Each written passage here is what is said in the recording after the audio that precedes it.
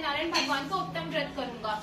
यह मन में विचार कर वह बूढ़ा आदमी लकड़ियां अपने सर पर रखकर जिस नगर में धनवान लोग रहते थे वह ऐसे सुंदर नगर में गया। उस रोज वहां उसे लकड़ियों का दाम युक्त चित्त से यह आप क्या कर रहे हैं, मेरी सुनने की इच्छा है, सो आप मुझे यह बताइए। राजा बोला, हे साधु, अपने बंधुओं के साथ पुत्र आदि की प्राप्ति के लिए महाशक्तिवान सत्यनारायण भगवान का व्रत व पूजन किया जा रहा है। राजा के वचन सुनकर साधु आदर से बोला, हे राजन, मुझसे इसका सब विधान कहो। मैं भी समुद्र स्थित रत्नपुर नगर में पहुंच गया। वहां दोनों ससुर जमाई चंद्रकेतु राजा के नगर में व्यापार करने लगे। एक रोज भगवान सत्यनारायण की माया से प्रेरित हो कोई चोर राजा का धन चुराकर भागा जा रहा था, किंतु राजा के दूतों को आता देखकर चोर ने घबराकर भागते हुए राजा के धन को वहीं चुपचाप रख दिया। वहाँ जो ससुर जमाई ठहरे हुए थे, सब दूतों ने उस साधु वैश्य के पास राजा के धन को रखा देख दोनों को बांधकर ले गए और प्रसन्नता से दौड़ते हुए राजा के समीप जाकर बोले, यह दो चोर हम पकड़ के लाए हैं, देखकर आज्ञा दीजिए। तब राजा की आज्ञा से उनको कठोर कारावास में डाल दिया गया। उनका सब धन छीन लिया गया। सत्यनारायण भगवान के श्राप द्वारा उनकी पत्नी भी घर पर बहुत दुखी हुई। घर पर जो भी धन रखा था चोर चुरा कर ले गए। शारीरिक व मानसिक पीड़ा तथा भूख प्यास से अति दुखी हो अन्न की चिंता में कलावती ब्राह्मण के घर आई। वहां उसने सत्यनारायण भगवान का व्रत हुआ देखा, फिर कथा सुनी, प्रसाद ग्रहण कर रात को घर आई। माता ने कलावती से कहा, हे पुत्री, अब तक कहाँ रही, वह तेरे मन में क्या है? कलावती बोली, हे माता, मैंने ब्राह्मण के घर में श्री सत्यनारायण भगवान का व्रत देखा। कन्या के वचन सुनकर लीलावती भगवान के पूजन की तैयारी करने लगी।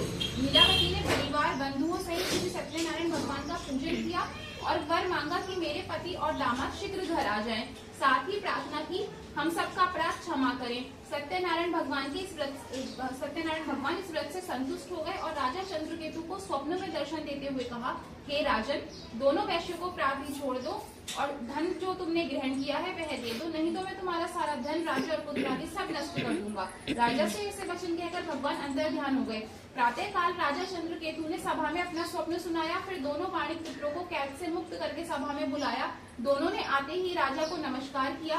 राजा मीठे वचनों से बोला, हे महाबानो, वही वस्त्र है तो तुम्हें दुख प्राप्त हुआ है, अब तुम्हें कोई भय नहीं है। ऐसा कहकर राजा ने उनको नए वस्त्र आभूषण पहनाए तथा जितना भी धन था उसने 2 गुना धन देकर आदर सहित विदा किया। दोनों वैश्य अपने घर को चल दिए। सूत जी बोले, वैश्य के मंगलाचार करके यात्रा आरंभ की। उसने अपने नगर को गया। उनके थोड़ी देर पहुंचने पर दंडी वेशधारी सत्यनारायण भगवान ने उनसे पूछा, हे साधु, तेरी नाव में क्या है? अभिमानी वाणिक हंसता हुआ बोला, हे दंडी, आप क्यों पूछते हो, क्या धन लेने की इच्छा है? मेरी नाव में तो बेल और पत्ते भरे हैं। वैश्य का कठोर सुनकर भगवान ने कहा, यह तुम्हारा वचन सत्य हो। दंडी ऐसा कहकर वहाँ से दूर चले गए और कुछ दूर जाकर समुद्र के किनारे बैठ गए। दंडी के जाने पर वैश्य ने नित्य क्रिया करने के बाद नाव को ऊंची उठी देखकर अचंबा किया और नाव में बेल पत्ते आदि देखकर मूर्छित हो जमीन पर गिर गया। फिर मूर्छा खुलने पर अत्यंत शोक प्रकट करने लगा। तब उसका दामाद बोला, आप शोक न करें, यह दंडी का श्राप है, अतः उनकी शरण में चलना चाहिए, तभी हमारी मनोकामना पूर्ण होगी। दामाद के ऐसे वचन सुनकर वह दंडी के पास कड़वे वचन कहे थे, उसके लिए मैं क्षमा मांगता हूँ, ऐसा कहकर महान शोक आतुर हो रोने लगा। तब दंडी भगवान बोले, हे वाणिक पुत्र, मेरी आज्ञा से बार बार तुम्हें दुख प्राप्त हुआ है, तू मेरी पूजा से विमुख हुआ है। साधु बोला, हे भगवान, आपकी माया से मोहित ब्रह्मा भी आपके रूप को नहीं जानता, तब मैं अज्ञानी कैसे जान सकता हूँ? आप प्रसन्न हो जाइए, मैं सामर्थ्य के अनुसार आपकी पूजा करूंगा, मेरी रक्षा करो, पहले के समान नौका में धन भर दो। उसके भक्तियुक्त वचन सुनकर भगवान प्रसन्न हो उसकी इच्छा अनुसार वर देखकर अंतर्ध्यान हो गए। तब उन्होंने नाव पर आकर देखा कि नाव धन से परिपूर्ण है। फिर वह भगवान सत्यनारायण का पूजन कर साथियों सहित अपने नगर को चला। तब उसने अपने नगर के निकट पहुंचा और दूत को घर देखा। दूत के साधु वे घर जाकर उसकी स्त्री को नमस्कार करके साधु अपने दामाद सहित इस नगर के समीप आ पहुंचे हैं। ऐसा वचन सुन साधु की स्त्री ने बड़े हर्ष के साथ सत्यनारायण भगवान का पूजन कर पुत्री से कहा, मैं अपने पति के दर्शन को जाती हूँ, तू कार्य पूर्ण करके शीघ्र आ। माता के ऐसे वचन सुनकर कलावती प्रसाद छोड़कर पति के पास गई, पर प्रसाद की अवज्ञा के कारण सत्यनारायण भगवान रुष्ट हो गए। उसके पति को नाव सहित पानी में डुबो दिया। कलावती अपने पति को न देखकर रोती हुई जमीन पर गिर पड़ी। इस तरह नौका को डूबा हुआ कन्या को रोता हुआ देख साधु दुखी हुआ।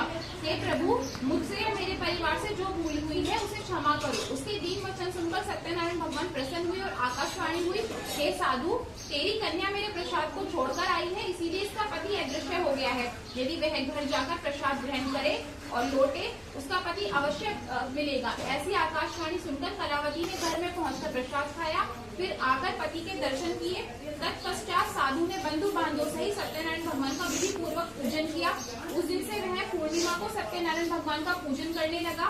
फिर इस लोक का सुख भोग कर अंत में स्वर्ग लोक को गया। सूत जी बोले, हे ऋषियों, मैं और भी कथा कहता हूँ, सुनो। प्रजा पालन में लीन तुंगभद्र नाम का राजा था। उसने भी भगवान का प्रसाद त्याग कर बहुत दुख पाया। एक समय वन में जाकर वन्य पशुओं को मारकर बड़ के पेड़ के नीचे आया।